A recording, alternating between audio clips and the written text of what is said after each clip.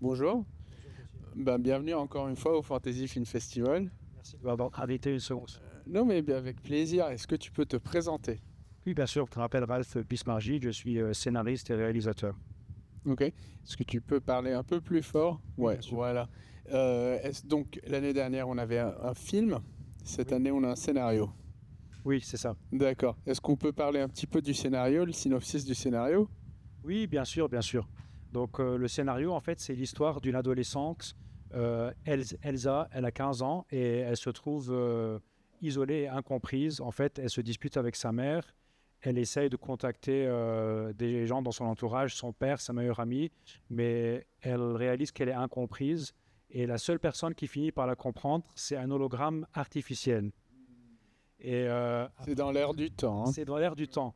Après, c'est pas un film sur l'IA, mais c'est un film où l'IA est un personnage dans notre entourage. C'est pour c'est pas en fait pour défendre ou attaquer l'IA, c'est Ouais. plus juste pour montrer que en ce moment l'IA a son mot à dire parmi nous et il vit Exact. parmi nous. D'accord.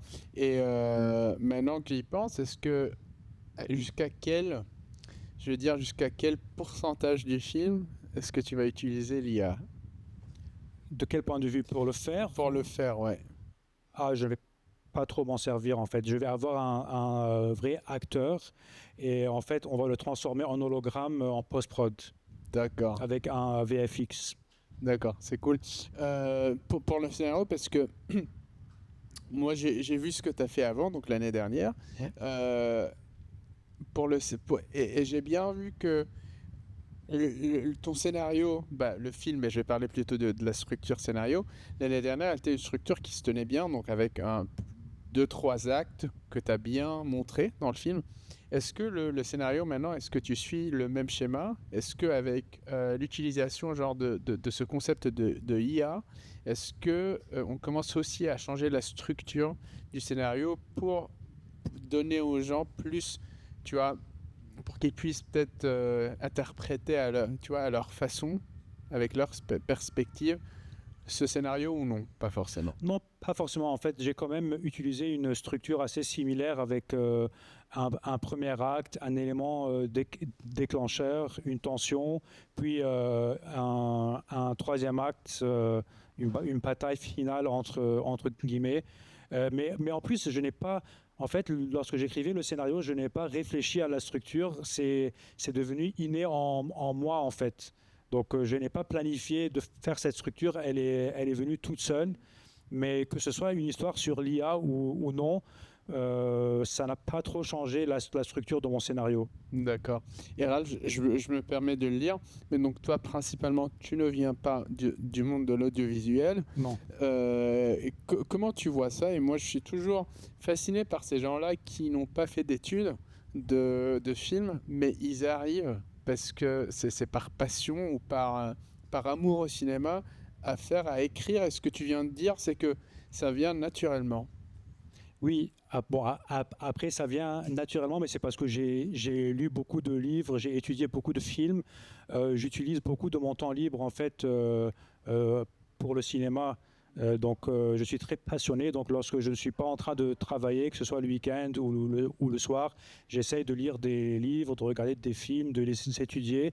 Et donc les structures sont devenues un peu innées en moi parce que comme tu peux imaginer, c'est pas le premier scénario que j'ai écrit de ma vie. Donc c'est devenu un peu un automatisme, si tu veux. D'accord.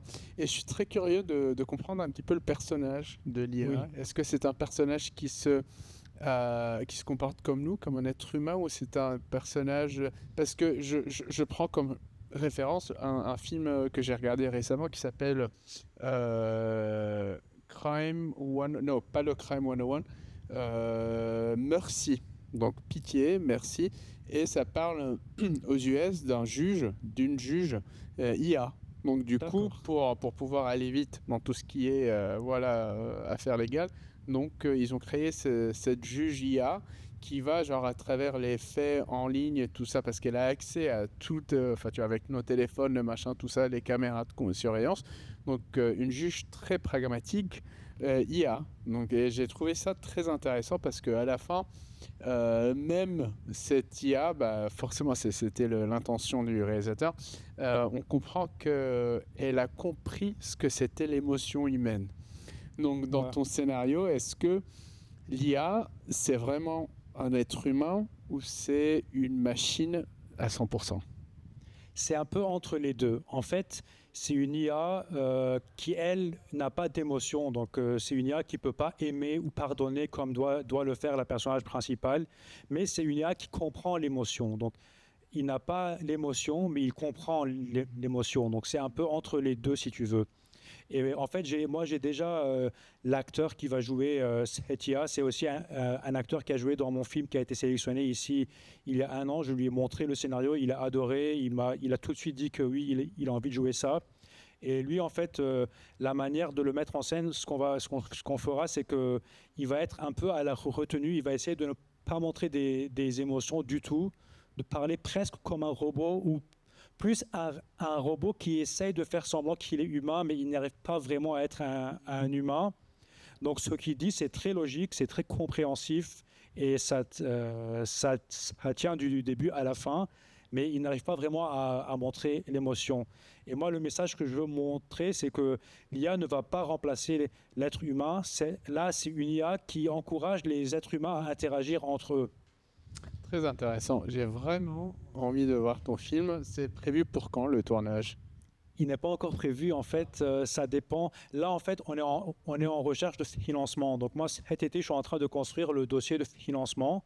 Et ensuite, on va envoyer ça aux différentes commissions. Et j'espère qu'on aura un retour positif. Donc, Je suis sûr et certain, Ralph, que tu auras un retour positif parce que voir devant moi une personne qui est à ce point-là passionnée et qui arrive à écrire et réaliser des projets, donc moi je suis sûr et certain que tu vas y arriver. merci beaucoup. Ralph, un dernier mot pour tous les gens qui ne viennent pas principalement de la formation en audiovisuel et qui sont en train d'écrire et de réaliser des films. Qu'est-ce que tu leur dis? Ah, je leur dis qu'il faut croire en ses rêves et qu'il faut persévérer. Malheureusement, c'est un métier où il y a beaucoup d'obstacles et il y a juste un petit pourcentage parfois qui sont sélectionnés. Mais faut jamais abandonner, il faut se battre jusqu'au bout et faut suivre son cœur et trouver la raison, le why de pourquoi on est en train de faire ça pour nous garder motivés jusqu'à la fin. Très intéressant. Merci beaucoup, Ralph. C'était un plaisir d'avoir la chance de discuter avec toi. Merci à toi. Et je te souhaite une très très bonne continuation. Merci à toi et merci beaucoup.